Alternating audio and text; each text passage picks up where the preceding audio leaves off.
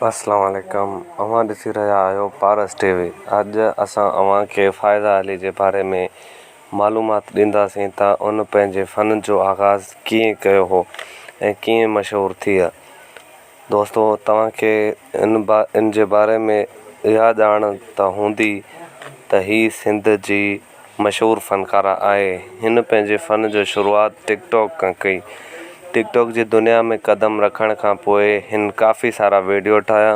उन खां पोइ ही मशहूरु थियण लॻी। दोस्तो, हिन जी मशहूरी जो घणो करे राज़ उहो आहे त जॾहिं हिन मुमताज़ मौलवी सां हिकिड़ो दो गानो यानी डुइट सॉन्ग ॻाई, जंहिंखां पोइ मुमताज़ मौलवी जा जेके चाहींदड़ हुआ उहे बि हिन खे चाहण लॻा। ऐं हिन जी मशहूरी जो राज़ सिर्फ़ु इहो आहे त हिन टिकटॉक जी दुनिया ते अॻु में क़दम रखियो ऐं मुमताज़ मौलवी सां डुइट सॉन्ग ॻायो।